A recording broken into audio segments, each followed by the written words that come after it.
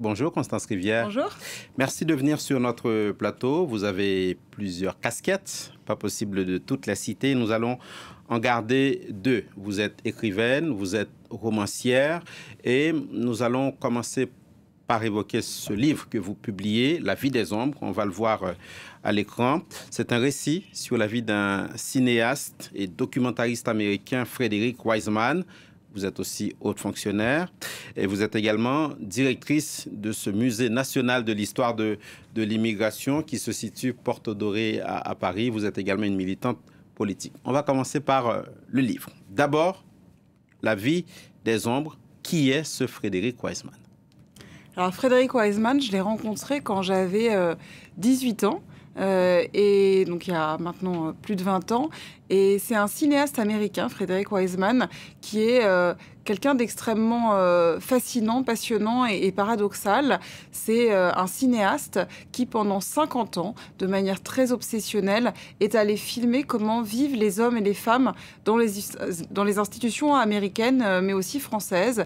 Il a posé sa caméra dans une prison, dans un hôpital, dans un zoo, dans une station de ski, un port de pêche, mais aussi à l'Opéra de Paris, à la Comédie Française et bientôt dans un restaurant en France. Et ce qui me fascine absolument, c'est comment cet homme qui, dans le milieu du cinéma, est une star, quelqu'un qui a inventé le cinéma du réel, est aussi quelqu'un qui a gardé une forme d'anonymat ou de discrétion. Vous l'avez rencontré, vous étiez très jeune, 16-17 ans. Oui. Vous avez parlé d'obsession tout à l'heure. Vous-même avez pu développer une forme d'obsession pour son travail en tous les cas. Et vous voulez absolument écrire sur lui, mais personne ne le connaît en France. Votre éditeur même doute de votre projet. Exactement. Quand je propose le projet à mon éditeur, il me dit « Mais pourquoi écris-tu ce livre? Qui va le lire ?» Et la question, c'est vraiment, pour moi, celle que pose son cinéma. Donc c'est vraiment une enquête, ce livre-là, pour essayer de comprendre pourquoi est-ce qu'à travers cette œuvre-là, il nous apprend en fait à nous détaché d'une forme d'indifférence qu'on peut avoir au reste du monde. Pendant que j'écrivais ce livre, il y avait une phrase de la philosophe Simone Veil qui m'habitait beaucoup. Elle dit « La qualité de notre attention aux autres et aux choses est ce qui peut accroître nos chances d'échapper à la barbarie tapie au fond de nous. » Et au fond, je crois que cette enquête, ce livre, c'est pour essayer de comprendre comment est-ce qu'on peut accroître nos chances d'échapper à cette part de barbarie qui nous guette tous. Avant de passer au musée, Frederick Wiseman a 93 ans aujourd'hui. Un mot du message qu'il fallait peut-être retenir de lui? Frederick Wiseman, il s'adresse à notre œil qui est endormi et je crois que son message, et c'est un peu l'objet du livre, c'est d'essayer de ne pas passer à côté des hommes et des femmes avec lesquels nous vivons. Et c'est cette chose-là, cette comédie et cette tragédie de la vie quotidienne et du monde sur laquelle il attire notre attention. Constance Rivière, casquette 2. On va maintenant parler de ce musée national de l'histoire de l'immigration. Vous en êtes la directrice. Vous avez remplacé Pape Ndiaye, qui était à la tête de ce monument, qui vient de faire peau neuve, cure de jouvence, après 3 ans de fermeture.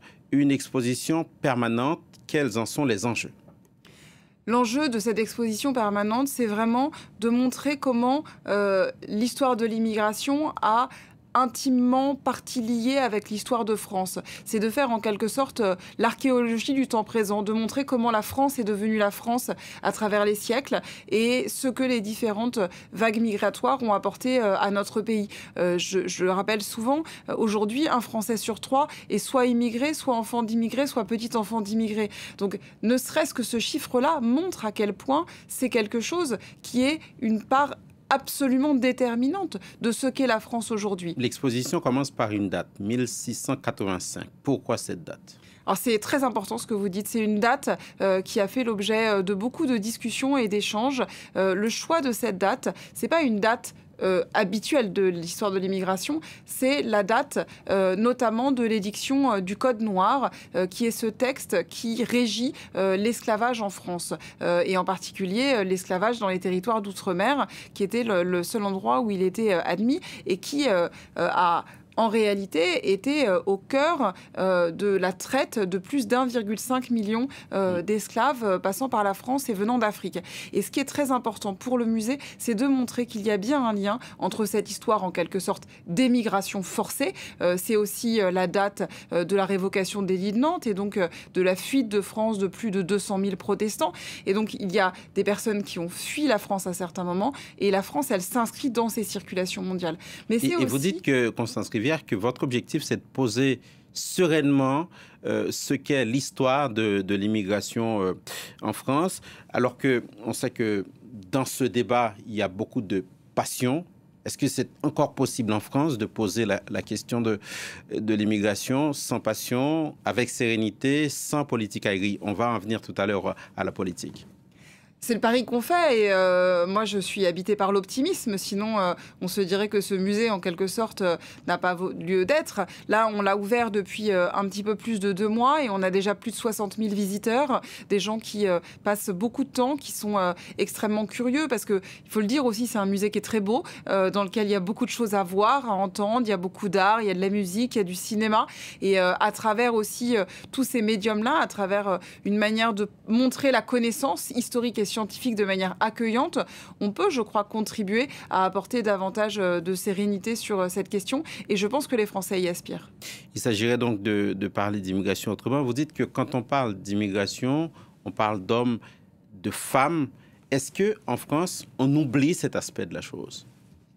En tout cas, au musée, on essaye de ne pas l'oublier et justement de le remettre au cœur. Et je lisais les commentaires que les visiteurs mettent sur le musée et beaucoup disent merci d'humaniser l'immigration, merci de montrer des vies d'hommes et de femmes. Et ce remerciement, je comprends qu'il est sans doute le reflet d'une inquiétude à ce que ça soit trop peu dit. Mais oui, et vous avez raison, c'est absolument fondamental. Quand on parle d'immigration, on parle d'abord d'hommes et de femmes. Et remettre des visages au lieu des chiffres, je crois que déjà, ça permet d'apaiser un peu les choses. Constance Rivière, voilà qui nous amène à l'actualité, hein, ce texte immigration porté par Gérald Darmanin. Vous êtes haute fonctionnaire, vous avez évidemment un devoir de réserve, mais pour schématiser, quand même, il faut rappeler que ce texte vise à combattre l'immigration illégale, mais aussi à créer un titre de séjour pour les métiers en tension. Il arrive au Sénat en septembre prochain, puis en début d'année à l'Assemblée. Le ministère de l'Intérieur, c'est l'une de vos tutelles. Est-ce que le texte qui est en préparation, vous avez été consulté là-dessus? Alors, on n'a pas à être consulté sur un texte de loi sur l'immigration. Nous, notre rôle, c'est d'être un musée d'histoire, un lieu de connaissance.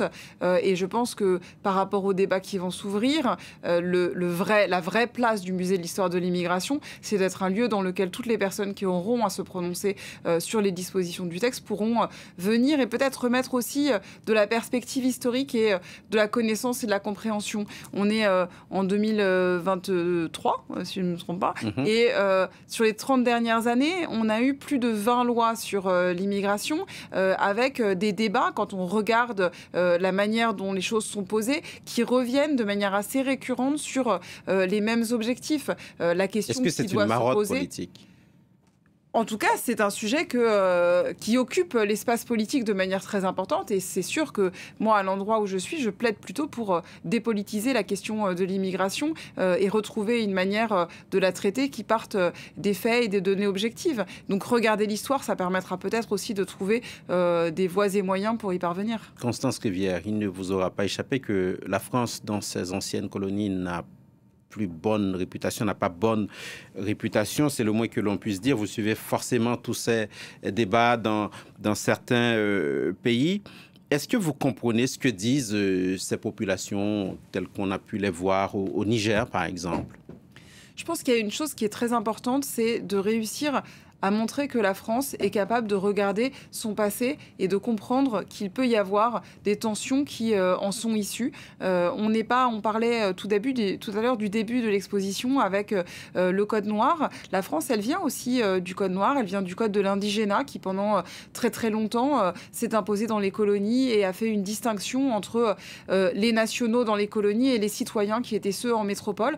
Tout ce passé-là qui a installé aussi une forme de discrimination a évidemment un impact sur le regard que nous pouvons avoir sur les anciennes colonies, mais aussi sur le regard que les anciennes colonies peuvent avoir sur nous. Et déjà, ouvrir les voies de cette connaissance et de ce partage, ça pourrait peut-être contribuer à apaiser les choses. Pour en revenir au musée, il y a cette exposition permanente, mais quelle autre exposition peut-être on peut s'attendre à y voir? Alors, on va ouvrir à partir du 10 octobre prochain ce qu'on appelle une saison Asie, en s'intéressant à une immigration dont on parle très peu. On va faire la première grande exposition nationale sur l'immigration asiatique en France et on l'accompagnera notamment d'une exposition sur l'art contemporain chinois avec des artistes d'avant-garde, pour beaucoup venus en France après Tiananmen et qui permettent aussi, à travers l'art, et c'est ça le rôle d'un musée, d'interroger le rapport à l'autre, le rapport entre les sociétés et je crois que ça sera des expositions magnifiques. Donc, on espère vous y découvrir de belles choses. Merci beaucoup Constance Rivière d'être venue jusqu'à nous, écrivaine, romancière, autrice de La vie des ombres, un document sur la vie de Frédéric Wiseman, documentariste américain très peu connu malheureusement en France, mais grâce à vous il le sera peut-être un peu plus. Également directrice générale du musée de l'histoire de l'immigration qui se trouve Porte Dorée à Paris, exposition permanente à découvrir. C'était l'invité de Paris Direct. Restez avec nous, à tout de suite.